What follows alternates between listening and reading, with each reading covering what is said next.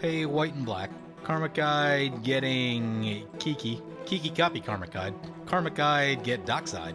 Dockside ETB. We get 10 treasures. Not bad. Not bad. Today on Commander Replay, we check out this Alesha who smiles at death. Can our opponent stop our Reanimator shenanigans? Find out next on Commander Replay. Hey guys, help support me and save 15% on singles by using the promo code REPLAY at mothershipaTX.com. Commander Replay t-shirts, available in orange and colors beside orange. Welcome back, everyone. Playing some Alesha who smiles at death today. Today's deck list comes to us from Patreon supporter D-Manny, and let's take a look at this opener. It's got some lands, it's got some colors, maybe a little bit awkward because of the white. Everything's a lot of black mana, but we can loot with the Ghired Reach, so I think that's fine. We do have Buried Alive in our hand, which is interesting because it's a lot of responsibility about what you want to go get. I believe we do have the Revelark Karmic Guide combo in the deck. Oop, that's a Rograkh for opponent. Those are pretty good. Yeah, we do have Revelark Karmic Guide Sack Outlet. That's a thing. We could get like silly and maybe get 2 value pieces Anarchist and then use the Anarchist to get the Buried Alive back and then do the combo later if we're not trying to just like win as fast as possible. Soul Rating for opponent. Those are good. So I did just finish playing this deck one time, and unfortunately, the power flickered while I was filming that game, which corrupted the game file, so I won't be able to show that video. But the big problem that came up in that game is that Sean was in that game. He was playing his Kaalia deck, but there's also a Simic player, there's a Semut player, a lot of creatures on the board, and just no way to get rid of them. So I added a few board wipes to the deck because it was lacking. It had like 2 sort of conditional, sort of soft board wipes, which just isn't enough. So I added like a Blasphemous Act and a Crux of Fate, Toxic Deluge if you have the budget. I'm not sure what the budget for changes is on the deck, so... But anyway, brings it to our turn. We draw a Fulminator Mage. We'll play the Triome. I also added a Necrotal to the deck because I just think Necrotal is a good card for this deck where you can reanimate creatures with power 2 or less. It's just solid. It's just a good thing to do. So we have the Chupacabra also. Like, if it were my deck, I would run both, no questions. Creatures keep getting stronger and stronger, and just having more ways to remove them is super important. Opponent plays a Dowsing Dagger, gives us the tokens. That's cool. Dowsing Dagger is insanely strong, though. I've been using it in a lot of decks now, most of my white decks, most of my Boros decks, and the mana this thing gives you. Sometimes opponents will interact with you and give you a real hard time about flipping it over, but once you flip it over, I don't think I've ever really had mana problems after that. It's just so much mana to have. And the fact that it's colored is huge. Opponent plays a Rampant Growth, gets themselves a land. Oh, opponent Jessica's Wills hits us for 7 red mana. It's pretty good. What's it gonna be? It's a Sunbird's Invocation. We should all be very scared. Plays a Carnarium, is gonna pick up a land. This will straight up win the game. Sunbird's Invocation is immensely powerful, and if it stays in play, your chance to win the game is like 80 or 90%. It's very high. Clifftop Retreat will come in untapped, so that's cool. Let's get that in. It's only turn 2. We don't have any 2-drops, so I guess we're just gonna chill. Bakokoro for opponent. And they're going to equip up the Dowsing Dagger onto the Rograkh. Let's see where they send it. Probably not at us. Indeed, over to Sean. At least they'll get a little damage on them. But yeah, the mana that this thing makes. I'm jealous right now. He's probably going to be playing all my favorite cards today, so... We're playing Alesha who smiles at death, but they're playing Rograkh and Akroma. I'm jealous. But anyway, let's take a look at our commander. So, 3 mana, 3/2 first strike. Whenever it attacks, return target creature with power 2 or less from your graveyard, tapped and attacking if you pay white, black, white, black. So, Reanimator for creatures with power 2 or less. And there's lots of value-y bits in the deck. He did say that he removed some of the combos from the deck. Stuff with Kiki Jiki and stuff like that. And I do get that. Some of those combos can put this deck into a weird power level where it's like not quite CEDH, but it's also not that far away either. It can sort of be like really uninteractive combo. It can be pretty savage. So you need to have the right play group for a deck like that. I find personally that like my Aurelia deck is similar in that power level. I wouldn't quite consider it an uninteractive combo, but it does punch at that same power level, and I just don't get to play decks like that very often because you really need to have 4 people that all have a deck that's built like that and also wanting to play it in that moment. There's a Cardur Doomscourge into the Sunbirds. This all seems like a headache for us. Into a Soul Shatter. Each opponent sacrifices a creature or planeswalker with the highest CMC they control. Well, just a plant, no big deal. Not too worried about it. Brings it back to our turn. There's a Codex Shredder. Man, the thing we should do, I really don't want to have to do this, but like, we should just shoot the Rakdos Carnarium. Alright, so I just had a little discussion with opponents. I really don't want to shoot Sean's land. Like, I know that I could. It just feels terrible to do that, especially this early in a game. Mango said he has a way to deal with the Sunbirds, so we've worked that out, so we'll probably just do some other stuff instead. Let's get the Ghired into play, I guess. Seems like a good turn for Alesha, I think.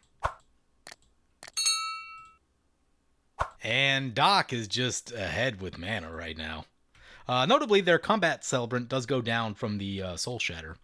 But yeah, no big deal. They just cast a turn 4 Akroma right there. That is what Dowsing Dagger Lost Veil does. That's a turn 4 Akroma. And now Rograkh is huge and on the loose. You know what? I might actually shoot the Lost Veil. If Mango shoots the Sunbirds, trimming down that Lost Veil is going to be a really good idea. Angel of Sanctions, there we go. That'll deal with the Sunbirds.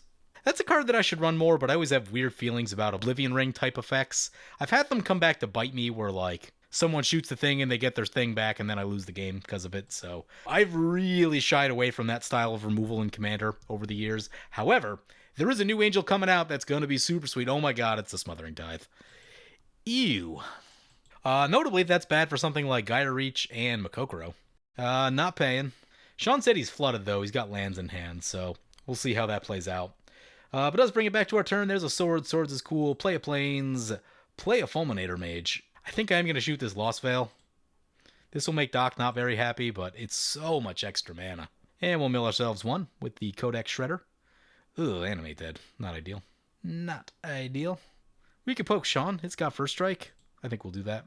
We're probably about to get blasted by Akroma Rograkh, though, so thinking about maybe a board wipe or probably leaving Swords up next turn.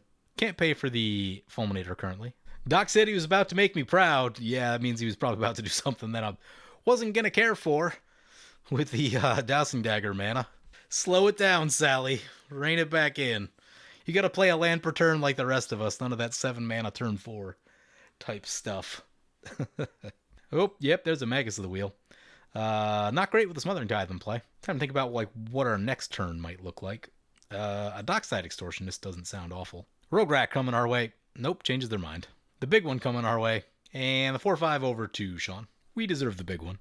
Ghired, Conclave, Exile coming in. We should take a look at our opponent's stuff, by the way. So Akroma and Rograkh being piloted by Doc Chalk and having themselves a pretty good start, but we've slowed them down a bit with Dowsing Dagger gone, but still just there's an Akroma in play. It's big and makes everything else huge. They can wheel, get themselves into more cards, though. Bit risky with Smothering Tithe over there. Generally, if you wheel with the Smothering Tithe, you're probably going to win the game. I can only think of like maybe one instance where that's ever not been true, so they probably wouldn't want to activate that. In the middle, we've got Mango piloting Ghired, Conclave, Exile. I've seen this deck a bunch of times. It just spits a ton of power onto the battlefield. Watch out for Helm of the Host when that shows up. And they're going to do some attacking over to Sean. They take a hit for 3. Scry Temple in for Sean. Archangel of Thune is a pretty good magic card. Smothering Tithe trigger, yep. Gonna miss our land drop right here is not ideal. I think I want to Buried Alive just in case something happens with this Magus. I think I'll put a Karmic Guide in there. Karmic Guide's always fun. Kiki's always fun. Karmic Guide, Kiki, yeah, that's a good time. I kind of like the idea of the Anarchist play. You know what, we kind of need a Dockside Extortionist. How many artifacts are in? A bunch with the Smothering Tithe. Yeah, throw a Dockside in there. And no great attacks for us in this moment. That is the thing that I'm noticing here is that because creatures have gotten good and people are playing a lot more creatures these days, a deck like this does lose just a little bit of juice because it's easy to get something big like this onto the battlefield now, and we just don't have clean attacks anywhere, so evasion going to be super important in this deck. Wouldn't say no to an Iroas or something like that. Akroma's Will is another one, not necessarily like this turn, but when you're trying to make the big alpha strike. Archetype of Aggression for opponent. Cool card, one that I always kind of wish I ran a little bit more than I do. It's really good against like green decks with trample. But the big thing I've kind of thought about is like, it doesn't stop a Craterhoof Behemoth, but it takes trample away, which means you could reasonably block, probably lose all your stuff, but it wouldn't just kill you, and it would give you a turn to react to it, which is more than you get naturally off of a Craterhoof, so opponent just going to keep blasting us with that Akroma. Yep. Could Swords it. I'm going to hold off just to see if anything else really enticing shows up in the next turn here. But I definitely have my eye on a Crux of Fate. Need to get to the mana to do it. There's a Rampaging Balos. Those are good. Landfall trigger. Ghired coming our way.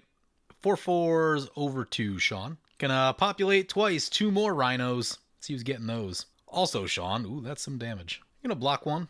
We'll block. Since I would like to board wipe, we just need a 2nd black mana and a 5th land. Ooh, opponent gains life with the Cardur, and it's gonna pump up the Archangel. Need to hope he doesn't burn all of his treasures right here. Ooh, interestingly, the Archetype removes trample from the Baloths. These don't have trample naturally, but... gonna send this into Mango. Yep. They hit, they gain some life, they pump their thing up. Instead, we're gonna mill ourselves and hope we don't hit that land that we so badly need. Doc said he was gonna convert the Dowsing Dagger into a turn 5 win. Yep, I've definitely been there. See the second game with Firja. We milled totally that black land that we needed. That sucks. Frustrating. Smothering Tithe token. We have to do a thing that I wasn't hoping we'd have to do, but here we go. Akroma trigger. Swing into Mango. Alesha on Karmic Guide. Pay white and black. Karmic Guide can attack Sean. I'll attack Mango. Karmic Guide getting Kiki. Kiki copy Karmic Guide. Karmic Guide get Dockside. Dockside ETB. We get 10 treasures. Not bad. Not bad. Yeah, they'll block the Karmic Guide. That's fine. And our Alesha. Back to the command zone. I'm going to Crux of Fate. Destroy all non-dragons. Oh, the creature's getting blown up. The Sunbirds does come back to play. A little bit scary. Let's just recast Alesha right here. Because then we can just do the same line again next turn. And make a ton of mana. I guess we'll play the Mire Triton. I don't know. Is it really worth 2 treasures? Tough to say. Blasphemous Act and Liliana Waker of the Dead will hit ourselves with the Codex Shredder. Opponent's going to Enlighten Tutor. So in the last game I played with this deck, the board wipe never came, and it was just like this increasingly threatening board. There was one opponent had multiple copies of EC in play, and Tatiova, that's all very scary. Kaalia was in play doing stuff. Samut had some things in play, and just like, I realized that generally one board wipe has to happen for me to be happy with how a game goes. I just don't like it when the first threat you play wins the game. Playing one board wipe in the game just makes it such a much more interesting game to me, because then you get into the game of who can rebuild and this, that, and the other thing. When there's no removal in a game, and I've been down this road many times on Magic Online, if you play a lot of open games on Magic Online, people tend to build really removal light and just like play the threat as fast as possible. And that can win when there's no removal. And I realize that like I just don't enjoy that game type.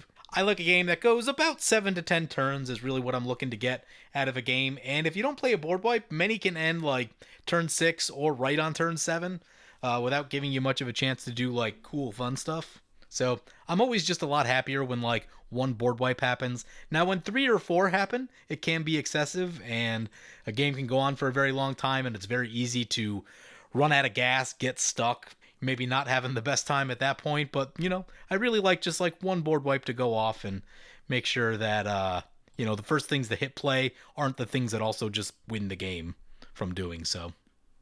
Rograkh back to play. Karmic Guide, yeah, that's a pretty good one. What are they going to get back? Going to get back their Magus of the Wheel. Still super risky with the Smothering Tithe then, though. Opponent's going to embalm that Angel of Sanctions. Oh, they're going to get 2 of those. It's kind of nasty. What are they going after? Sunbirds and Smothering Tithe, yep. Rip Sean. So those are both under the Angel tokens now. Opponent's looking to wheel. Yeah, they're both low on cards, so... Oh my, that's a Goldspan Dragon. These all make double mana now. That's pretty good. They're down to 1 card, though, so until the wheel happens. Ooh, there's the Necrotal. Let's go on the attack into Doc. Do basically the same thing we did last turn. Karmic Guide. Lots of flyers in play this time. Use the Alesha ability. We'll attack Doc. Karmic Guide getting Kiki. Kiki on Karmic Guide. Karmic Guide getting Dockside. There's a bunch more treasures. We have mana. We should actually shoot the Magus because opponents are all low on cards, so shutting off the card draw is incredibly powerful. Opponent's going to block with the Karmic Guide, they'll trade. Let's play the Necrotal. Shoot the Magus. Play Twilight Prophet. Play Pitiless Plunderer. Mill ourselves 1. It's a Perpetual Timepiece, and we'll pass like that. We lose our Karmic Guide at the end step to the Kiki, which gives us a treasure off the Pitiless Plunderer, so that's pretty cool. If our opponents don't have removal, especially a board wipe, we're in a pretty good spot to just value until the end of time. Opponents can activate Makokoro. There's a Smothering Tithe for us. Definitely going to need that to deal with the fact that we have not been hitting lands. We are all in on artifact mana at this point. Ghired back to play. Yep. 2 trampoly tokens. Yep. We are liable to take some damage in the air if everyone's coming our way. Yep, there's 2 angels coming our way. That's going to be 6. That's not big enough to block. Oh, that is big enough to block profitably. Whoops. I skipped past that phase just a little bit too quickly. Oopsie. Opponent's going to animate dead our Karmic Guide. That seems good. Get Cardor. Oh, that's going to be nasty. Animate dead falls off immediately because it is a Karmic Guide. It has protection from black. No, they go the Archangel of Thune instead. If they went Cardor right here, that'd probably be the smarter play. Because that forces us to have to attack into these 2, and all the rhinos would be coming back our way. Well, that's a Lord of the Void. Those are good. Back to our turn, Twilight Prophet trigger. We reveal the card, put it into our hand. Each opponent loses X life, and we gain X life from that card's converted mana cost. Pretty good. Stinkweed Imp and Liliana's Majesty. Let's Codex Shredder ourselves. It's a Carrion Feeder. That's a sack outlet. Ooh, you know what we could have done? We probably could have Codex Shredder for Buried Alive and just ended it there. Maybe we do that next turn. Give our opponents a chance here. Sort of. We'll play Smothering Tithe. Still not a lot of profitable attacks. I'm trying to leave this Kiki up in case we have to copy Necrotol and do that whole thing, which I think we will. Although Stinkweed Imp gives us a blocker, which I guess is nice. Yeah, so I guess we go to combat. Swing into dock. Anything else that makes sense? I don't think so. There's just a lot of stuff out there, especially with the tokens. Alesha, get Karmic Guide. Swing that into Mango since he doesn't have any flying blockers. Get the Carrion Feeder. I would like to get the Stinkweed Imp in, I think. We'd have to sacrifice 3 creatures to that. That's a lot. Yeah, we'll just pass like that and kind of hold all of our effects up. Smothering Tithe trigger for us. We get a token. Can activate Makokoro. That is good for our mana count. Here's a generous gift. Oh, that's a Reforge the Soul. Well, that is very interesting. That is a spicy choice from opponent. We can't do much about it, but what we can do is spend some of our stuff before it goes away. So I think I'm going to get rid of the Anointed Procession just because it'll be kind of an ongoing problem. Comeuppance. Okay, just making sure that none of the stuff's going to die. I'm going to shoot the Lord of the Void. That's kind of a scary card. It's also just really big.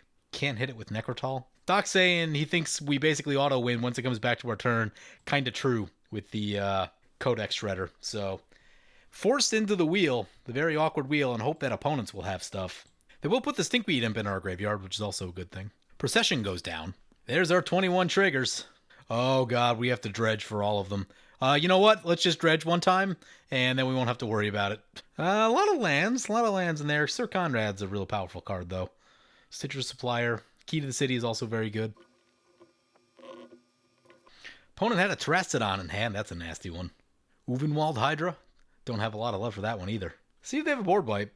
Will take us time to have to do stuff if they do wipe the board. We'll need to rebuild. Sean had a land, so not much happening there. We lost our Living Death in there somewhere. Some things getting milled. So you have a Titanic Ultimatum?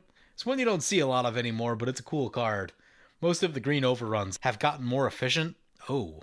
They're going to Twin Flame this Angel of Sanctions, probably to take down our Smothering Tithe. Fortunately, the damage has already been done in the form of the 20 or so mana. Oh, they're going to do it on the Sack Outlet. That being the case, just sacrifice our Sack Outlet. Makes us have to jump through one additional hoop. It's not the end of the world, but if opponents continue to put pressure on us, it could be an issue. Heat Shimmer, oh, on our dockside. Huh. Would I Necrotol to shoot our own dockside? That would give them... we could sacrifice our tree. Yeah, no, I don't like where that's going. So, yeah, I think this is the play we need to make right now. Copy Necrotol, shoot our own dockside, and just hope to not die to creatures. Shoot our dockside. I was really hoping to shoot the Ghired instead, but yeah. We need the mana, and we really can't let them have the mana. We do get a treasure out of it, so that's nice. Tri-Belter for opponent. Ghired over to Doc. He didn't attack with the flyers. I think from where they are, I think he's got to send just everything our way, and then have Sean do the same. Oh, they do get another Angel of Sanctions, gonna take down our Kiki. We're still good, but another one would be an issue. Another piece of removal. Like I said, if they continue to pressure us, it could be an issue. 3-4 coming in the air. I guess we can block that. Doc takes 3. We lose our Necrotol at the end step. We get another treasure out of the deal. Opponent's got to exile their token. That was the one that fizzled, though. See what Sean's got. He did say that he drew a bunch more lands, which is not helpful for him. Has seen a few too many this game. Although last game he took it all to us. Archangel of Thune and Akroma's Will, with a bunch of life gain, made everything huge. Like I said, unfortunately that video got corrupted, so won't see that one. But, yep, lifelink and Archangel of Thune. Good place to be. Righteous Valkyrie, cool card. Brings it back to our turn. Twilight Prophet and Karmic Guide. We'll let the Karmic Guide go. Not paying. We get a treasure. Opponent's gonna Deflecting Swap the Twilight Prophet. I don't think it works that way. There's a Phyrexian Altar. There's a sack outlet. So we are in very good shape. Also, Viscera Seer. Play a Swamp. Sacrifice Codex Shredder. Get Buried Alive. Buried Alive back to hand. Cast Buried Alive. Zulaport Cutthroat. I guess Murderous Redcap. And Revelark. Go to combat. Get Karmic Guide. Attack Dock. Karmic Guide. Get Revelark. Damage hits and show the sack outlet. See if they have anything. Opponent's starting to scoop. Ooh, or Kiki stays in exile. We have definitely infinite mana because of Pitiless Plunder and the altar. We'll start the chain until he scoops, so sacrifice both. Get a Karmic Guide and a Zulaport Cutthroat. Karmic Guide getting back Revelark. Get the Sir Conrad into play. We'll speed the process up if they want to see the whole thing. So whenever we sack a creature, we get 3 triggers now. We get Karmic Guide and a Red Cap. Sir Conrad's going to start triggering. Red Cap to the face. Karmic Guide, get Revelark. Opponent's down to 13. A couple more loops, and we'll be there. Sacrifice the Revelark, and this should finish it up with all the triggers going off right here. And there it is. The Revelark combo strikes again. So a few thoughts on this deck. I played 2 games with it now, and what I've learned is Danny said he had pulled out a lot of the Kiki combos in the deck just to kind of power it down a little bit. And honestly, I don't really like the deck as a fair deck because if you have any green deck at the table, the stuff they're going to be doing is just so much bigger than what you're doing. All of your creatures are so small that it's very hard to attack. And sure, you can generate a lot of value, which is great. But, you know, if they just make a bunch of 4/4s and send them your way, you're like, wow, this feels terrible. So I think I do like this as just a combo deck because the way creatures have gotten powered up so much, playing a bunch of 2/1s can feel pretty small, especially against green decks. If there's a Boros deck and they have a lot of like combat abilities, that can definitely make your 2/1s feel not great. Not a lot of flying in this deck either, so like you're pretty open against flyers. So yeah, I think personally I would add the Kiki combos back in because I don't like the vibe that I got from this deck in the first game where we just didn't have that much going on and we were kind of like waiting for the thing and we never really found it. So yeah, I would probably go back on the combo plan. Doesn't need to be like every single one, but I would at least add Kiki back in because Kiki's fun and does some wild stuff. And then you can kind of pick and choose if you want any of the other supporting combo cards with Kiki or not, but we got to do some fun stuff with it this game, which was super cool. But like I said, I did add some removal to the deck. I added a Crux of Fate. Don't know if there's budget for a Toxic Deluge. Added a Blasphemous Act. And that one board wipe was just super important to not get steamrolled by the 4/4 tokens, which we absolutely would have if we didn't have just, you know, a board wipe that we could cast. So definitely brought the removal back up. We had the Necrotal. We made a couple nice plays with it. So I would definitely add this thing back into the deck. And, you know, I've seen some people say, oh, it only hits non-black creatures. But green is kind of the color now, so like, you know, there's just going to be a lot of green creatures at the table. And obviously there's many powerful creatures in other colors too. Honestly, I don't see that much mono black these days, and you know, I think it's because mono black tends to play in a really linear style where it kind of does the same thing every time, so it can lose interest. If you're not playing solely to win, then mono black may not be the most interesting thing to play all the time. So I don't know, yeah, occasionally you'll run into a black creature that this won't hit, but there should be plenty of other targets based on what's going on in the game of Commander right now. So really like the Necrotal pickup, but yeah, a little bit more in the board wipe department. It could probably still use a few more pieces of removal. I think we're soft against artifacts and enchantments right now as well. But the more like all in on the combo you go, the less removal you kind of need. You'll just need a couple key pieces, things kind of getting in the way of your combo. But if you know you can win quickly, you don't need to be able to sustain the game for a very long period of time. But things just really shaped up for us super well in this game. Like I said, in the first game, they did not. But overall, with a few changes right there, adding Kiki, adding a few pieces of removal back in, I feel like the deck's in a really good spot after that. And it really just becomes about making changes for the sake of, not because one card's better than another, but just because you're like, well, I've got this one thing, but maybe I just want to be better against artifacts and enchantments, and I have to cut this good card just so that I can have artifact and enchantment removal, or whatever the case is. It's less about like one card being better than the other and more about just like what situations do I want to be prepared for. And then it's a choice of like, well, this card gives me something against this, but I have to cut another card that's good at this other thing. So, just kind of that trade-off. But anyway, hope you guys enjoyed the video. As always, feel free to comment, like, or subscribe. Thank you for watching. I want to thank my awesome Patreon supporters. You guys are awesome. If you want to help support the channel and vote on which decks I play next, feel free to check out my Patreon at the link below.